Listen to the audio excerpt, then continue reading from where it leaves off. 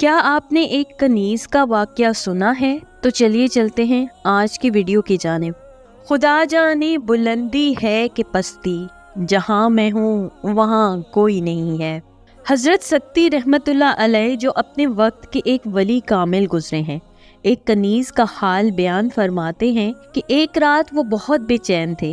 اللہ والے عموماً راتیں اپنے رب کی یاد میں گزارتے ہیں اور سکون پاتے ہیں، اور یہ عبادت صرف مصلی اور جائے نماز پر ہی نہیں ہوتی، یاد الہی تو ہر رنگ میں ہوتی ہے۔ رات کو گھر سے نکلے، اللہ تعالیٰ کی نعمتوں پر نظر کی، پھولوں پودوں کا خیال کیا، سبزہ زاروں کا تصور بھرا صحرا کی طرف نکلے، مگر کہیں چین نہ تھا۔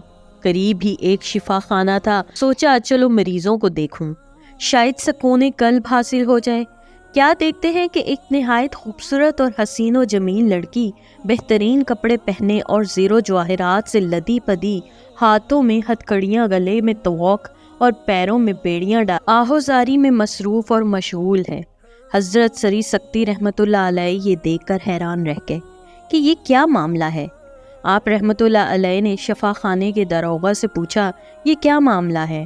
اس نے ایک امیر کبیر سوداگر کا نام لیا اور بتایا کہ یہ لڑکی اس سوداگر کی کنیز ہے اور کچھ دنوں سے اس کو دورے پڑتے ہیں، اس لیے اس کا مالک یہاں علاج کے لیے چھوڑ گیا ہے۔ جس وقت حضرت سکتی رحمت اللہ علیہ اور داروغہ بات چیت کر رہے تھے تو وہ مجنونہ لڑکی ہوش میں آ گئی، پر درد آواز میں شعر پڑھنے لگی، خوبصورت اور دلکش آواز اور اس کے ساتھ رقت قلب اور درد۔ اشعار تھے کہ آگ کے شعلے سننے والوں کا دل بھی جلا دیا۔ ان اشعار کا مطلب یہ تھا کہ لوگوں، میں پاگل نہیں ہوں، میں تو اس کی محبت میں سرشار ہوں اور میرا دل فریاد کا نہ ہے۔ تم لوگوں نے مجھے ہتھکڑیاں پہنا رکھی ہیں، حالانکہ اس کے سوا میں نے کوئی گناہ نہیں کیا کہ اپنے محبوب کی محبت میں سرگرم و سرگفتہ ہوں۔ تم جس میں میری بھلائی سمجھ رہے ہو، اس میں میرے ساتھ دشمنی کر رہے ہو۔ جس کو تم برائی سمجھتے ہو، دراصل وہ تو بھلائی ہے۔ حضرت سکتی رحمت اللہ علیہ فرماتے ہیں کہ جب یہ دردناک اور کربناک اشعار میں نے سنے تو میرا دل دھڑک اٹھا اور بے اختیار میرے آنکھوں سے آنسو بہنے لگے۔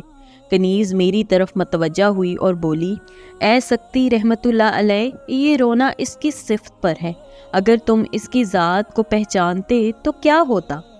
حضرت سکتی رحمت اللہ علیہ نے عالم خیرت و استجاب میں اس کنیز سے پوچھا، اے لڑکی، تو میرا نام کس طرح جانتی ہے؟ لڑکی نے انگلی سے آسمان کی طرف اشارہ کیا اور کہا، جب میں اس سے واقف ہو گئی ہوں تو کسی سے نہ واقف نہ رہی۔ حضرت سکتی رحمت اللہ علیہ نے پوچھا، تم کس کی محبت میں اپنے آپ کو فنا کر رہی ہو؟ کنیز نے ایک سرد آہ بھر کر جواب دیا، میری محبت صرف اس کے لیے ہے جس نے مجھے اپنی نعمتوں سے آگاہ کیا اور اپنی مہربانیوں سے شکر گزار بنایا، جو دلوں میں بستا ہے، جو سوال کرنے والوں کو خود جواب دیتا ہے۔ حضرت سکتی رحمت اللہ علیہ نے پوچھا، یہاں تم کو کس نے قید کیا؟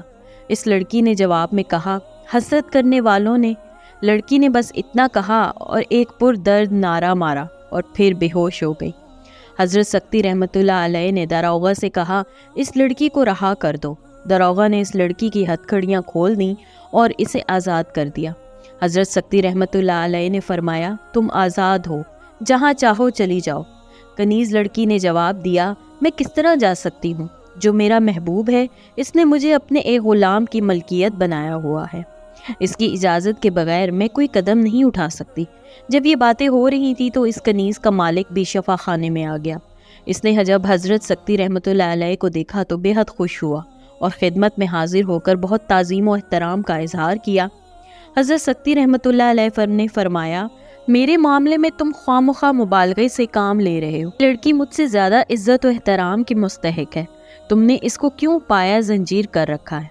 سوداگر بہت شرمندہ ہوا اور کہا، میں نے اسے اپنا بہت سارا سرمایہ خرچ کر کے خریدا، یہ اپنے حسن کے علاوہ بہترین خوش گلوکارہ اور رقاصہ بھی ہے۔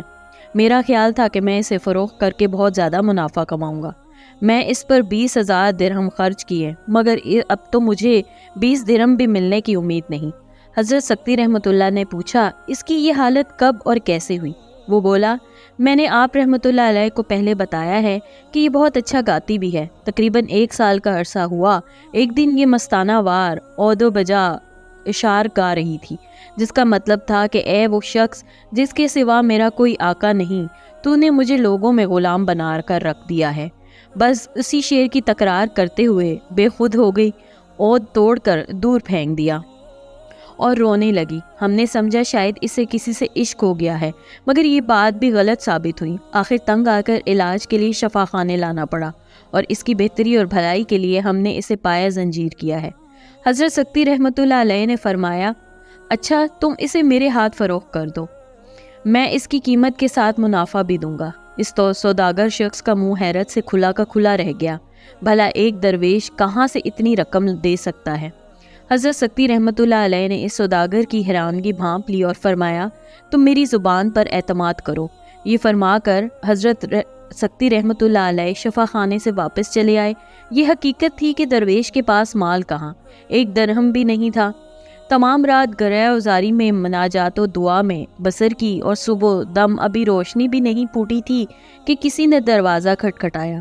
آپ رحمۃ اللہ علیہ نے دروازہ کھولا تو ایک شخص کھڑا تھا۔ پوچھنے پر بتایا، میرا نام احمد مسنی ہے، رات مجھے غیب سے آواز آئی کہ 5 تھیلیاں حضرت سکتی رحمۃ اللہ علیہ کو پہنچا دو، چنانچہ میں وہ دینے آیا ہوں۔ آپ رحمۃ اللہ علیہ نے اس شخص سے تھیلیاں لے لیں اور سجدہ شکر بجا لائے۔ اسی وقت تھیلیاں لے کر شفا خانے پہنچے، اس سوداگر کو دے دیں۔ داروغہ دیکھ کر کہا، مرحبا، میں نے غیب سے آواز سنی جس سے اس لونڈی کا حال ظاہر ہوا۔ واقعتاً یہ صاحب عظمت ہے، جس طرف بھی دیکھا مقام ہو نظر آیا، کچھ نظر آیا نہ پھر جب تو نظر آیا۔ اس طرح کی مزید دلچسپ ویڈیوز دیکھنے کے لیے دیکھتے رہیے میرے چینل کو لائک، سبسکرائب اور شیئر ضرور کیجیے اور ساتھ ہی ساتھ بیل آئیکن کو بھی دبا دیجیے۔ شکریہ، اللہ حافظ۔